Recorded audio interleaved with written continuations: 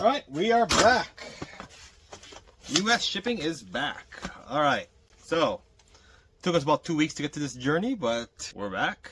Yeah, so I had our shipping turned back on properly for the US, so even with the de minimis gone, we are now able to ship back to the US. I put it at the old price, $8.99 or free over 99 US dollars to the US. Obviously the duties is still there, but now the way the system works is you pay duties up front and customs just lets it go through because it's already prepaid. So, you know, shipping is back to normal. Should be a quick turnaround for everybody. Oh, it was definitely such a task to get this all up and running. I mean, if you are running a small business and trying to ship to the US, right now it is tough to get this all sorted out. So, if you're in Australia and Canada, we're both working with Zonos. And this company, Zonos, this is an incredible story. This company has less than like 100 employees. And all of a sudden, they are now like one of the most important business partners for all these post offices trying to ship to the US, right? Because all of a sudden, there's only like 2 companies, I believe, that are allowed to collect duties and tariffs on behalf of the US for the US government. And Zonos being one of them. So this company just went from, you know, not really, they're used by some other companies, but now, like, all of a sudden, you know, 2 countries worth of post office, at least that I know of, Australia and Canada, are both going to use them, and they are going to be making bank, because for us, they are charging us $2 per package, plus 10% of all duties. So, it's, just imagine, like, they are essentially getting 10% of all the duties that everybody else is paying, but I'm paying for that one. So, it's like they're getting 10. I don't know, like when you hear like, oh, the U.S. brought in a few billion in tariff. Well, this company's gonna get 10% of that.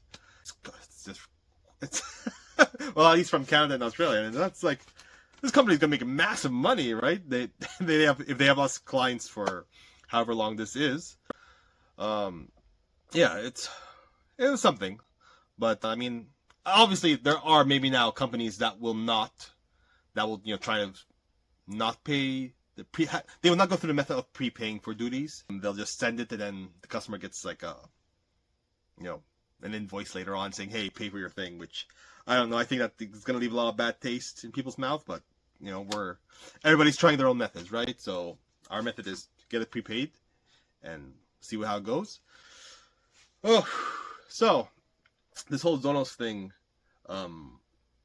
it's funny because like, so we're just finding out, like, essentially the post office said, hey, Zonos, you have 21 days or 3 weeks to figure this out for us.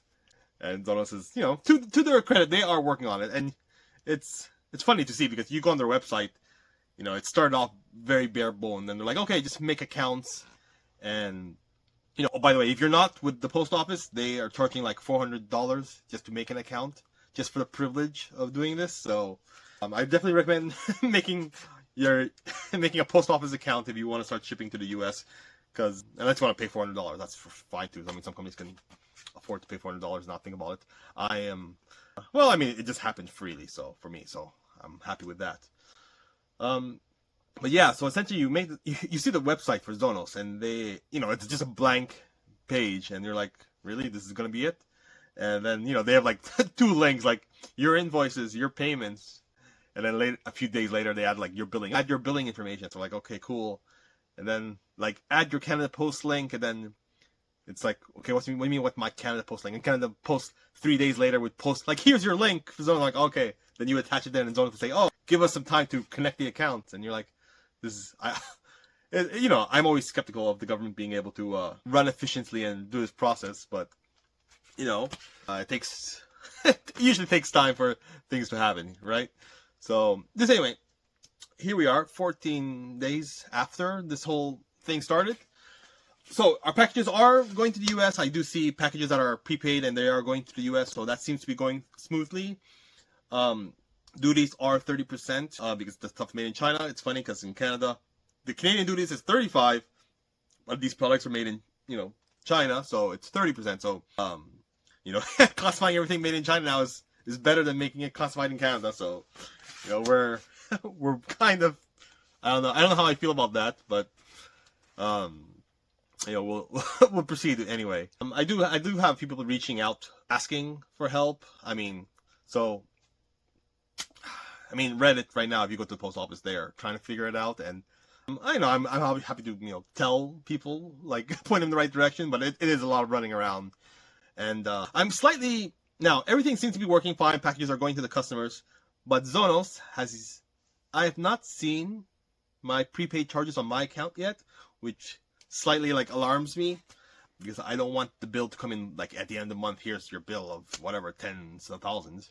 I'd rather they give it to me, piecemeal, so it's I can see the flow and I can manage my cash flow for it, because sometimes when, even though we're expecting, because we're human beings, right? So money in, we keep a little bit and we hope, but then it's we're using the money for other things, because you're running a business, right? So when you're trying to put money allocated, okay, this money is for Marvel Legends, this is for Bandai, this is for Games Workshop, you tend to forget, oh yeah, I needed to keep some for rent, and then employee, and then now Zonos, and then customs and shipping, and then something that happens, and a new product release, I forgot this product was releasing, I need to put some money here, and you end up just being I don't know, if people who've been watching the channel for a while, they know the last 4 months we've been receiving all the inventory early, because manufacturers are tariffs are about 30%. That's pretty low. Let's do it in now, because it might be double that in 3 months time, and we don't want to risk. We'd rather send it when it's 30% tariff than in Christmas time when the tariffs are 120 for some reason, and then they're really screwed. So they're like, we'll take the 30%. So that's why everything's just coming in right now. So it's slightly alarming, because since it's all here now, we're up to date until November, I believe, as far as Hasbro releases, and some of the other companies. So we're okay, so we have November here. What happens when we're actually in November? Are we still gonna receive now January, February, March orders early? Is this gonna be we're just always gonna be 3, 4, 6 months ahead of the curve?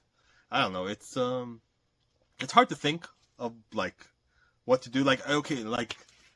I know some businesses now have to extend their credit, right? I talked about it. I'm saying, now we have to put in so much more money in advance just to figure out the products that's coming in, that was supposed to be coming in here 3 months, are here now, and this chain seems to keep going. So I don't know if every company is just gonna pull products forward like this, and if this is the new norm, because at some point there has to be either this is the new norm, or at some point companies are gonna have to say, here's 3 months of no releases, just so that we can get back to a normal flowing situation, right? Anyway, so on other news, we've also opened up all our international sales. So once Canada Post is done with their whole, negotiations, we've already opened up our international shipping. So some of you who might be new to the channel are from not in the US and not from Canada, and from Europe and other places. So before, we limited it to less than 4 pounds. We would ship internationally, but obviously in the last 14 days, we decided, okay, well, it's may as well ship to most of the world now. So, there's some countries that are high in fraud, so we're just not going to ship to high fraud countries. But other countries, we're like, you know what? There it is. A form of governance that the mail gets delivered to the person's house. So we're like, okay, these countries that we're opening our shipping, and it's been quite a surprise seeing how many people from all over the world are ordering these big packages. It's made things a bit more it's a bit of a relief seeing just by turning on order over 4 pounds, people are like, oh, I'll just order from here. So that's really it is surprising, because some of the countries, I think oh, why would Japan, oh, you guys already have Bandai cheaper than me, and then they end up buying Bandai. I'm just it's a local company to you guys, but it's worked out. So yeah, there's a lot of, also in Europe has been pretty booming. So it's weird, because we have to add obviously new procedures to shipping to these new countries, and we're just okay, let's just learn all the laws. So example, in France, they have a law where they just want everything prepaid also. So we're like, okay, fine. We can charge them all the full tax, right? And it used to be a lot easier for them because before it was like when the package was smaller, it was like they're okay with it because customs like doesn't bother with small packages like, you know, whatever, $30, $40. The French customs doesn't even like bother. They just like, okay, just, you know, it doesn't get checked, right? It's just low. It's just a low value item, right? That's the whole de minimis thing. But for Europe, but now I'm like, okay, I'm just gonna let them pay it all, and you know, everybody's like, okay, it's we're gonna learn, I guess, the processes, and I'll try to ship it to more countries. I just want to first see like which countries are like the post office is reliable, right? Because you know, I've been to only like so many countries, right? So you know, you check and you gotta see, because like some countries, like, yeah, they have good postal service and packages arrive exactly where they are. But like countries like Dubai, for example, even though it's a very modern country, the postal service is a bit iffy. Like some of my friends are like, hey, send me, you know, some products. I'm like, okay, sure, give me your address and postal code. And they're like, okay, we don't have postal code. I'm like, oh, you don't have postal code, then this is a bit difficult. But they all have like like street and house numbers. Like, okay, street and house numbers, but I don't know, like there's just no mailboxes, right? So it's like it's a bit chaotic there. I'm trying to figure out the postal service to them, right? And because I ship by postal service, right? That's just the way we ship, right? So we don't.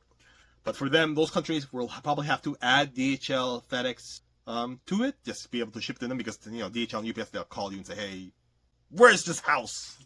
And they'll give it to you. Anyway, so we're just trying to learn a few things here. So yeah, so my strategy right now for the company has been to ship to more countries, and we started diversifying into a few more products. I know, here we are. So I finally decided to bring in the Lego. So you'll see the Lego on our website again. We also brought in a lot more hot toys because we're like, okay, you know what? Let's just, you know, may as well, right? So it's just one of the higher end products that we're bringing in.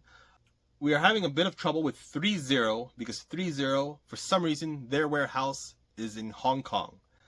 And when we get shipments from China, you know, we have our like boat and dock in China to bring it over here. But shipping from Hong Kong, sending shipments from Hong Kong to China to Canada is really difficult because for some reason, Hong Kong and China, they have like they tariff each other or something like that. I am actually not very like clear, because I asked them like, hey, why can't my shipment from Hong Kong go to China? And then they're like, oh yeah, it'll cost like 4x the price of me just shipping it directly from China to Canada. I'm like, that's crazy, you know, it's almost unreasonable. But so that's why. But every other company that, you know, the products are made in China seems to be no problem. It's just for some reason the warehouse stuff of 3.0 is in Hong Kong, and it has made it incredibly difficult to bring it over. So I looked at one of my Canadian suppliers, and I'll be rerouting products, so I won't be getting it direct from 3.0. I'll probably have to get it from a Canadian supplier, and so the prices might fluctuate because of that, because obviously it's not direct anymore, and you know, distributors will add their margin on top of it, and they make me pay for their shipping. So then it's like, okay, there's a few middlemen getting paid before the product arrives. So unfortunately, that's for that. But everything else seems to be you know, more or less stabilized. Yeah, I just wanted to make this a short video because I just want to keep everybody up to date with you know, with the US, because you know, on YouTube the demographic is like 80% US and 20% Canadian. I mean, okay, no, that's not fair. It's like 70% US and maybe like 25% Canadian, and then like 5% is just people from outside of North America, really. Yeah, I just wanted to put a quick video out there and let everybody, just inform everybody that things are finally running back in normal operation, and stay frosty.